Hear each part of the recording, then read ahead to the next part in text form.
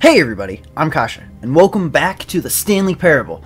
Now, we've tried a few of the different endings so far, and I really wanted to go down the stairs on our way to the boss's office, but once we restarted the game, we have a different exit from our office. So that may or may not be possible. I'm not actually sure, but we're about to find out.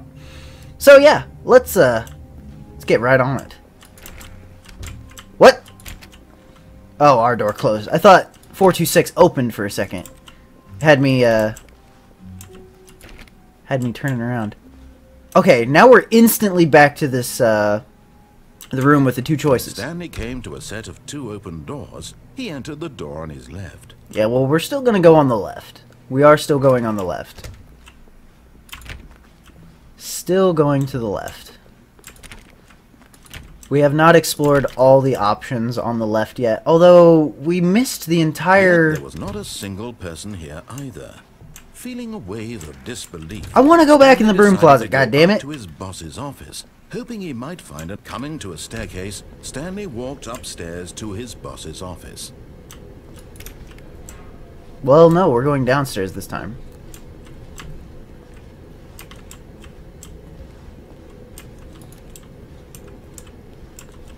But Stanley just couldn't do it.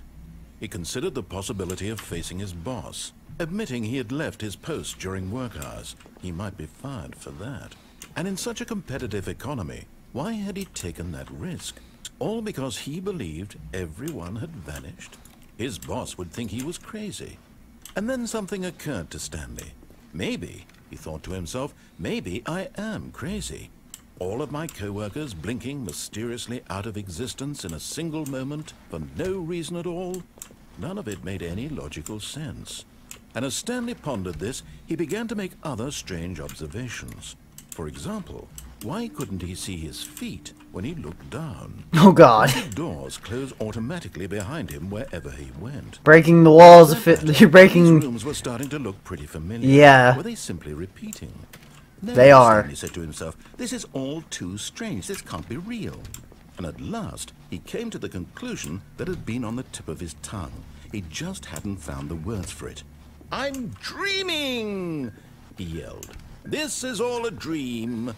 Oh, what a relief Stanley felt to have finally found an answer, an explanation. His co-workers weren't actually gone. He wasn't going to lose his job. He wasn't crazy after all. Might be. And he thought to himself, I suppose I'll wake up soon. I'll have to go back to my boring real-life job pushing buttons. I may as well enjoy this while I'm still lucid. So, he imagined himself flying and began to gently float above the ground. Whoa. Then he imagined himself soaring through space on a magical starfield, and it too appeared. It was so much fun, and Stanley marveled that he had still woken up. How was he remaining so lucid? And then perhaps the strangest question of them all entered Stanley's head. One he was amazed he hadn't asked himself sooner. Why is there a voice in my head dictating everything that I'm doing and thinking? That's a good question. The voice was describing itself being considered by Stanley, who found it particularly strange. I'm dreaming about a voice describing me, thinking about how it's describing my thoughts, he thought. And while he thought it all very odd, and wondered if this voice spoke to all people in their dreams, the truth was that, of course, this was not a dream. How could it be? Was Stanley simply deceiving himself, believing that if he's asleep, he doesn't have to take responsibility for himself? Stanley is as awake right now as he's ever been in his life. Now, hearing the voice speak these words was quite a shock to Stanley. After all, he knew for certain, beyond a doubt, that this was in fact a dream. Did the voice not see him float and make the magical stars just a moment ago? How else would the voice explain all that? Yeah. This voice was a part of himself too. Surely, if he could just... He would prove it. He would prove that he was in control, that this was a dream. So he closed his eyes gently, and he invited himself to wake up. He felt the cool weight of the blanket on his skin, the press of the mattress on his back, the fresh air of a world outside this one. Let me wake up, he thought to himself. I'm through with this dream. I wish it to be over. Let me go back to my job. Let me continue pushing the buttons. Please, it's all I want. I want my apartment, and my wife, and my job. All I want is my life exactly the way it's always been. My life is normal. I am normal. Everything will be fine. I am okay. Nope, not really. Stanley began screaming. Please, someone wake me up. Help! Stanley, I have a boss, I have an office, I am real. Please, just someone tell me I am real. I must be real, I must be. Can anyone hear my voice? Who am I? Who am I? And everything went black. Okay. A lot of craziness just happened. This is the story of a woman named Mariella. Mariella? Mariella woke up on a day like any other. She arose, got dressed, gathered her belongings, and walked to her place of work. Oh But on shit, this particular I'm dead. day, her walk was interrupted by the body of a man who had stumbled through town talking and screaming to himself, and then collapsed dead on the sidewalk. And although she would soon turn to go call for an ambulance, for just a few brief moments she considered the strange man. He was obviously crazy, this much she knew. Everyone knows what crazy people look like. And in that moment, Can't tell how to somebody's herself crazy how just lucky by what she they look was like. Normal. I am sane. I am in control of my mind. I know what is real and what isn't. It was comforting to think this, and in a certain way, seeing this man made her feel better. But then she remembered the meeting she had scheduled for that day. The very important people whose impressions of her would affect her career, and by extension, the rest of her life. She had no time for this, so it was only a moment that she stood there, staring down at the body. And then she turned and ran. Thanks, Mariella. You're a wonderful person. Thank you. Appreciate it. Well, apparently going down the stairs means that we're insane. And now we're back in our office with the regular exit. Alright. Well, we got plenty of time left to explore. How long was I sitting there? Stanley wondered to himself. Minutes? Days? Centuries? Did something crucial happen while my senses were turned? He made a note to be more careful with time from now on. That's the same thing you said when we sat at that blank screen for a few minutes. So interesting.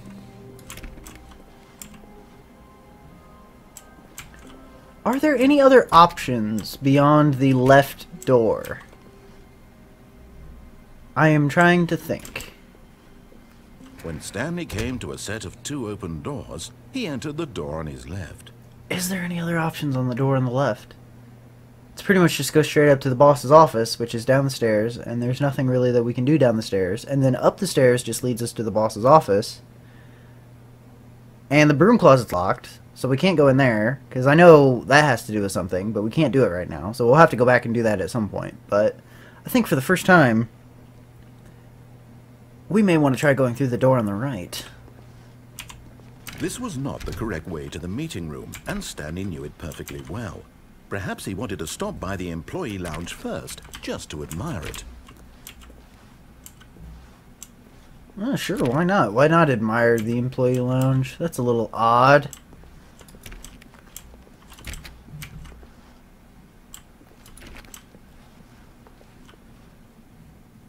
Wow, what a nice employee lounge. Yes, truly a room worth admiring. It had really been worth the detour after all, just to spend a few moments here in this immaculate, beautifully constructed room. Stanley simply stood here, drinking it all in. Yeah, it sure is lovely. Yes, really, really worth it being here in the room. A room so utterly captivating that even though all your co-workers have mysteriously vanished, here you sit looking at these chairs and some paintings. Yeah. Really worth it. Fantastic. They're beautiful. Have you seen this room? Jesus, man. Like, we've got a coffee maker, some coffee mugs that look used. At this point, Stanley's obsession with this room bordered on creepy and reflected poorly on his overall personality. It's possible that this is why everyone left. Because they hate me? That's horrible. We're just going to camp out here, see how angry you get.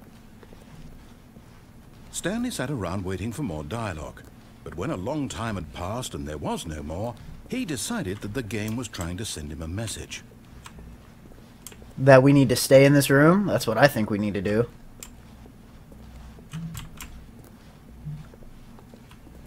Get mad at me, narrator.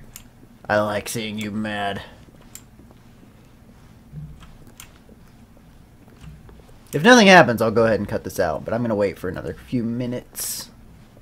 Alright, well, nothing seems to be happening, so we're going to go ahead and we're going to continue. I'll go ahead and cut that part out. He'd had enough of the amazing room, and took the first open door on his left to get back to business.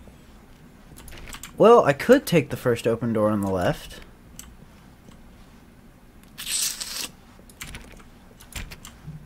Yeah, we'll go ahead, we'll listen. We'll listen. And so he detoured through the maintenance section, walked straight ahead to the opposite door, and got back on track. Back on track. Well, we could get back on track, but I don't think there's anything waiting for us if we go back on track. Is there? Shouldn't be. So, unless when I'm looking up details about this game, I find out that there is something new for us if we do just get back on track, I'm not going to bother getting back on track, and we're just going to go ahead and follow this path. Sounds like a plan, right? Plan. Not getting back on track. I'll have to do some research. Find out all the endings and see which ones we have and have not gotten. He wanted to go back to the office. He wanted to wander about and get even further off track. So now in order to get back, he needed to go, from here it's, left. Alright, well, left it is. Oh, no. No, it's to the right, man. God damn it, man! No, no, right. Why would I have ever said it was to the right? What was I thinking? You're the one in charge! Oh dear, would you hold on for a minute, please? You're the one that's supposed to know these things, not me. Let's see, we went down right, left, down... Right, left, right, left, right, left, right, left. Come on, man! Okay, yes. I've got it now. This story is absolutely, definitely this way. I mean, if you don't know what's going on, then how the hell am I supposed to know what's going on? Like, just straight up. Alright, doesn't seem like we have any other options that we're gonna have to come back for. No. This isn't right at all. You're not supposed to be here yet. This is all a spoiler. Quick, Stanley, close your eyes. Okay. We just have to get... Well, we've been down there before. Who am I kidding? It's all rubbish now. The whole story completely unusable. How about, rather than waste my time trying to salvage this nonsense, we'll just restart the game from the beginning. And this time, suppose we don't wander so far off track, Okay, from the top. Okay. Well, we made it to that catwalk. And it just puts us right back in the beginning. Fantastic! Well, I mean, that's pretty much my time. So I'm going to have to go ahead and call it for this episode.